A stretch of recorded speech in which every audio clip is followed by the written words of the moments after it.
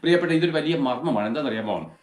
യേശുക്രിസ്തുവിനെ മുമ്പിൽ നിർത്താതെ നമ്മൾ മുമ്പിൽ കയറി നിന്നാൽ എപ്പോഴും സാത്താൻ, പിശാച് എന്താണ്, അവന്റെ വാളുകൊണ്ട് നമ്മളെ വെട്ടിക്കൊണ്ടിരിക്കുകയാണ്.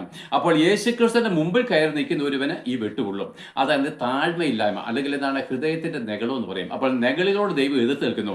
യേശുക്രിസ്തുവിന്റെ മുമ്പിലാണ് നിങ്ങൾ യാത്ര ചെയ്യുന്നതെങ്കിൽ തീർച്ചയായിട്ടും നിങ്ങൾ തകർന്നു പോകും. സാത്താന്റെ സകലവിധമായിരിക്കുന്ന തന്ത്രങ്ങൾ നിങ്ങൾ പെട്ടുപോയിട്ട് അവന്റെ കഠിനമായിരിക്കുന്ന ആ വഞ്ചനയിൽ നിങ്ങൾ കുടുങ്ങിപ്പോകും.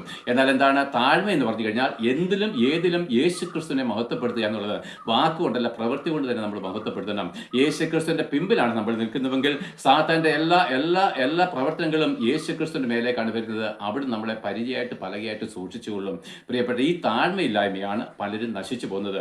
നമുക്ക് കിട്ടിക്കുന്ന ശുശ്രൂഷയാകട്ടെ, നമുക്ക് കിട്ടിക്കുന്ന ക്രിസ്തീയ ജീവിതമാകട്ടെ, നമുക്ക് കിട്ടിയിരിക്കുന്ന എന്തുമാകട്ടെ, പുതിയ നിയമത്തിൽ യേശുക്രിസ്തുവിന്റെ ക്രൂശിൽ നിന്ന് ഒഴുകി വന്നിരിക്കുന്ന രക്തത്തിൽ നിന്ന്, അല്ലെങ്കിൽ ക്രൂശിക്കപ്പെട്ട ക്രിസ്തുവിൽ നിന്ന് വന്നിരിക്കുന്ന നന്മയല്ല നമുക്കൊന്നുമില്ല.